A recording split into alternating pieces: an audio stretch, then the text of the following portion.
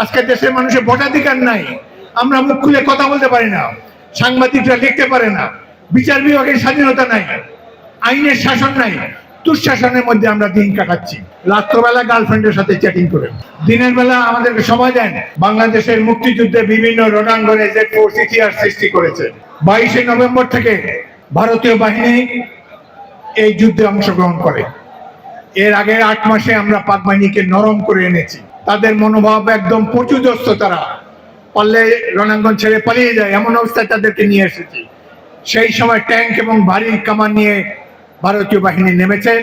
স্বভাবতই তারা পাক বাহিনীর চেয়ে শক্তিশালী, 5 গুণ বেশি সংখ্যা, তারা অস্ত্রশস্ত্র বেশি। সে সময় জেড ফোর্স ভারতীয় বাহিনীর পাশাপাশি ইন্ডিপেন্ডেন্ট টার্গেট নিয়ে আমরা আক্রমণ করেছি। 18টি জেলার মধ্যে একটি মাত্র জেলা কেবলমাত্র মুক্তি বাহিনী দখল করেছে, সেটি হলো সিলেট জেলা শহর। দখল করেছে মেজর জিয়াউর রহমানের নেতৃত্বে প্রথম ইস্ট বেঙ্গল। আমি সেই আক্রমণ পরিচালনা করেছিলাম সিলেটে। 14ই নভেম্বর তারিখে আমার কোম্পানির 18 জন শহীদ হয়। আমার প্লাটুন কমান্ডার সুবেদার ফয়েজ বীরুত্তম শহীদ হন। আমার সাথে 2টা মেশিন গান ছিল, 2টা মেশিন গানে কমান্ডার শহীদ হয়। জীবন বিপন্ন করে এই দেশের জন্য যুদ্ধ করে আমরা স্বাধীনতা এনেছি। কেন যুদ্ধ করেছিলাম? 71-এর মহান মুক্তিযুদ্ধ ছিল সাধারণ মানুষের যুদ্ধ। এই যুদ্ধ ছিল মূলত গণতন্ত্র প্রতিষ্ঠার জন্য। কোথায় আজকে গণতন্ত্র?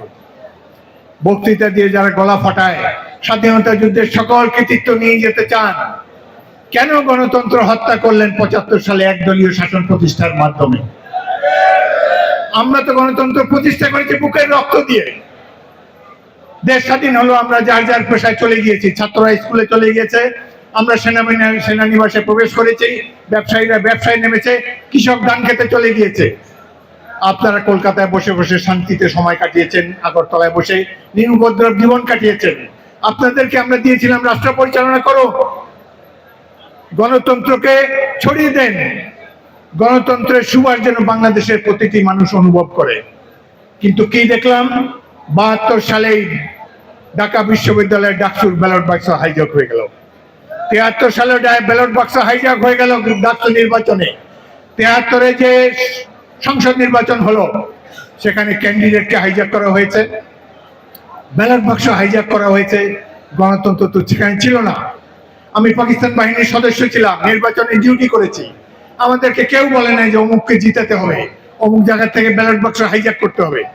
এত গালি দেয় পাকিস্তানিদেরকে। প্রত্যেকটা নির্বাচন সুষ্ঠু নির্বাচন ছিল। 54 সালের নির্বাচনে শাসক দল মুসলিম লীগ ভরাডুবি হয়েছিল।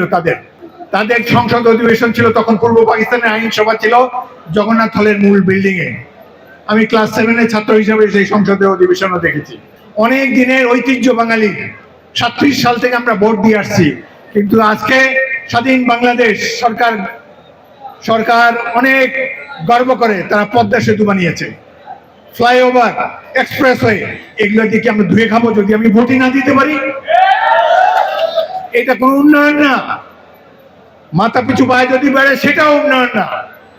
মন মানসিকতার দিক দিয়ে আমরা আফ্রিকার জঙ্গলে চলে গিয়েছি।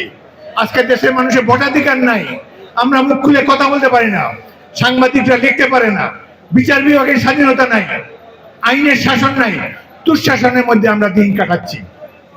এই জন্যই কি আমরা দেশ স্বাধীন করেছিলাম? এখানে অনেক মুক্তিযোদ্ধা আছে।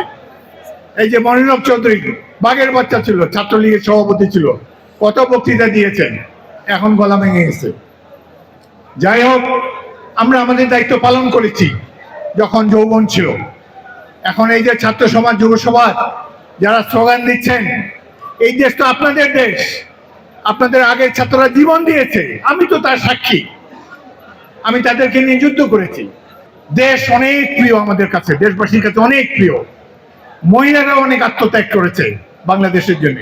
এই পুলিশ বাহিনী এখন ভোট কেন্দ্রে আওয়ামী লীগকে সাহায্য করে, একটা পুলিশ স্টেটে পরিণত হয়েছে। পুলিশ বাহিনীও 71 সালে সাহসের সাথে যুদ্ধ করেছে। আমার অধীনে অনেক পুলিশ কর্মকর্তা ছিল। আজকে এই দেশটাকে ধ্বংস করেছে বর্তমান শাসক দল আওয়ামী লীগ।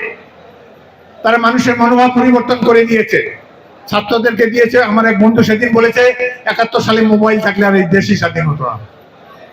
ভাই, সব মোবাইল দিনের বেলা বাদ দেন, বিএনপির ডাকে, বিরোধী দলের ডাকে গণতন্ত্র প্রতিষ্ঠার সংগ্রামে রাজপথে নেমে আসুন। রাত্রবেলা গার্লফ্রেন্ডের সাথে চ্যাটিং করেন, দিনের বেলা আমাদেরকে সময় দেন।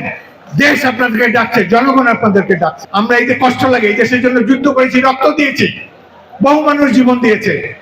আপনারা ৭১-এর ছাত্ররা যারা জীবিত আছে তাদেরকে জিজ্ঞেস করেন কি করেছে।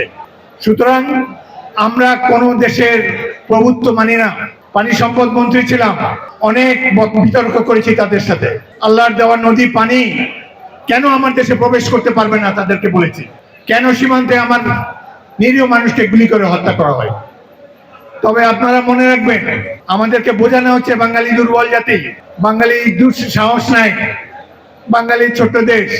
বাংলাদেশ যুদ্ধ করে স্বাধীন হয়েছে, আমাদের হাতে অনেক হাতিয়ার আছে। প্রতিবেশী রাষ্ট্র আমাদের কাছেও দায়বদ্ধ থাকবে যদি আমরা সঠিকভাবে ব্যবহার করি। আমাদেরকে ঐক্যবদ্ধ হতে হবে। আগে ঐক্যবদ্ধ হন, দেশের মালিকানা নিয়ে নেন। যারা এখান থেকে টাকা লুটপাট করে বিদেশে পাচার করেছে, এই দিন নয়, আরো দিন আছে। যুদ্ধ করে যে দেশ স্বাধীন হয়েছে, অবশ্যই বিএনপি বিজয়ী হবে, অবশ্যই গণতন্ত্র এই দেশে প্রতিষ্ঠিত হবে। আপনারা শুধু ঐক্যবদ্ধ হন, মোবাইলটা একটু বাদ দিয়ে রাস্তায় নেমে আসেন।